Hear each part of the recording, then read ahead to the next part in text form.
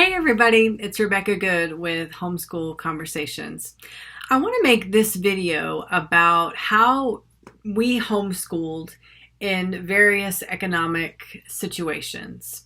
Because I hear a lot of people and I see comments online of people saying, we're a two-income family, both of the parents are working, so we can't homeschool. There's no way to do it.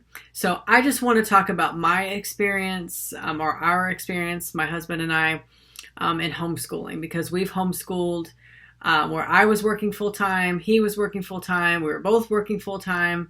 So I just want to kind of talk to you a little bit about our journey and how we made it work. Number one, we were 100% committed. So that has to be in place. Otherwise, none of this is going to work anyway, because it is just easier to send them to school. It's free.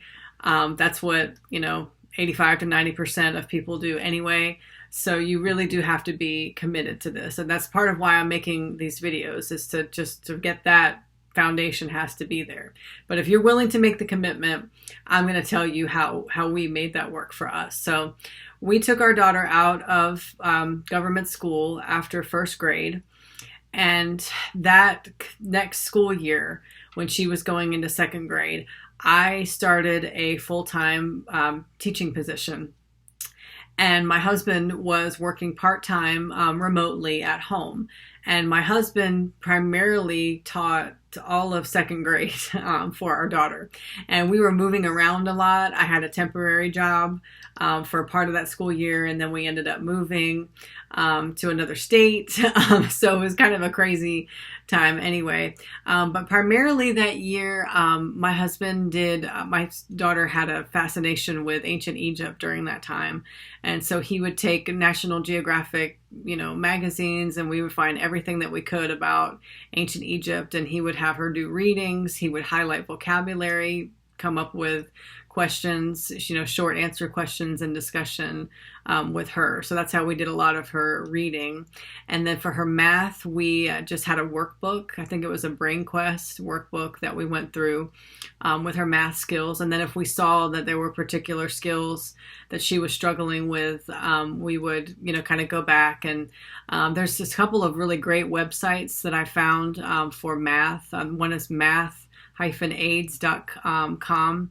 I can put that in the comments, and there's a few others that I found, but there's a lot of really great stuff on YouTube. There's Khan Academy that has, even math by grade level, and that's self-paced for the students. So that's pretty much what we did for math. And then we would do art, just have different little projects and things for her to do throughout the year. And so that was pretty much kind of, like I said, it was him pretty much doing a lot of the second grade kind of stuff. And then the next year for third grade, my husband and I were both pretty much working full time by then. My husband was working remotely and I was working full time at a school. And so for that year, we were able to hire a tutor, a lovely local lady who would come in. I think she came in like 3 mornings a week, and she would work with Charlie on her math facts. And she did writing with her. She would do grammar, and then she would give assignments and things for her to do throughout the week.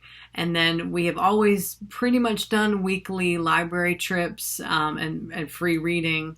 And then other videos and things online to help supplement with science and social studies. But we really did a lot of it with just hands-on, authentic materials. And then, like I said, with math, we pretty much would try to follow a curriculum. And then once we had the tutor come in, she followed more of a curriculum with the grammar. So that was pretty much third grade, we were both working full-time. And then when we got to fourth grade, I stopped working full-time, and then we joined a local co-op. This co-op was set up where all of the parents would teach, and it was pretty much on a volunteer basis because none of us were paying tuition. So we would come up with ideas of what we want to teach, and it was 1 day a week. And we would meet, and we had PE, and then each semester they would change classes.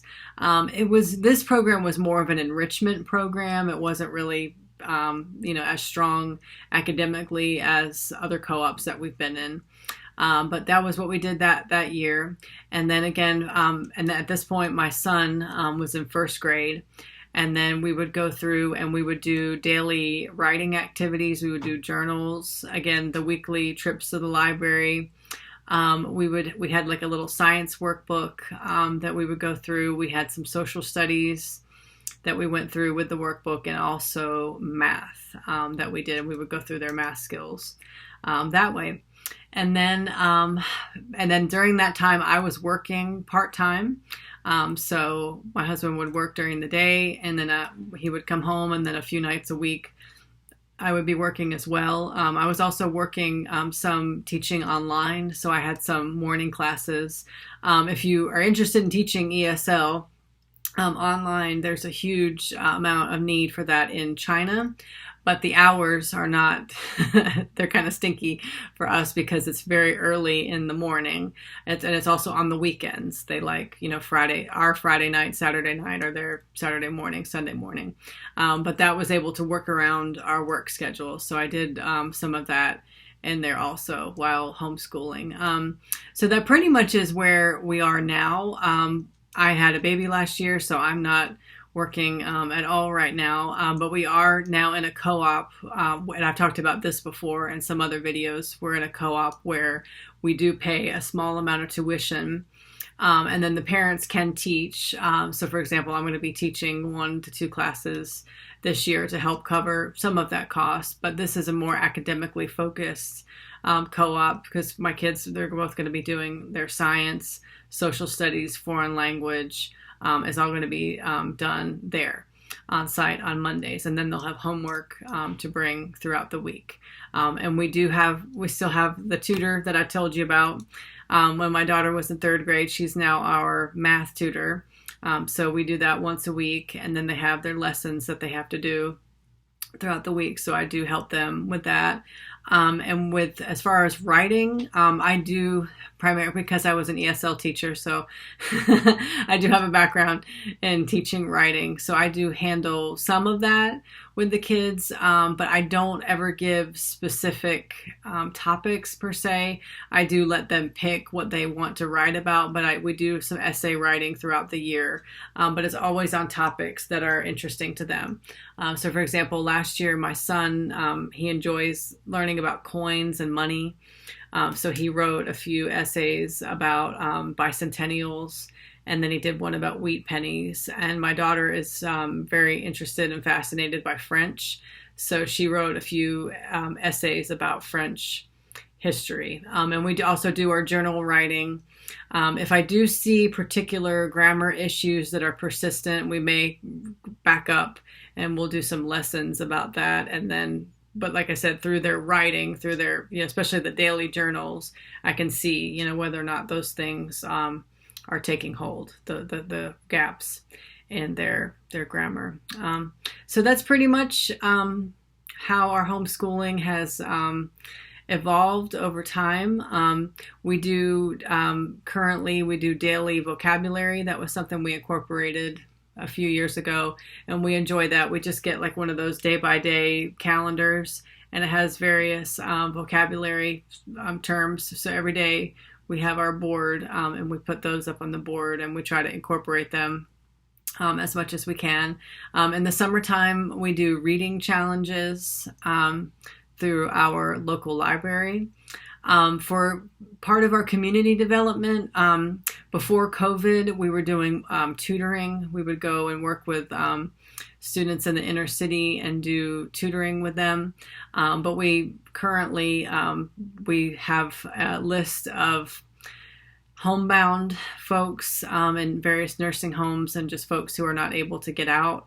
And we will do cards and letters for them once a week. Again, writing, but also just some community development. But that's kind of how our homeschool journey has changed over time. And like I said, it started off pretty simple, and we were just kind of putting things together on the fly. And over time, we've seen more organization, and over time I have been able to dedicate myself fully to being home and overseeing that, but it has not always been that way.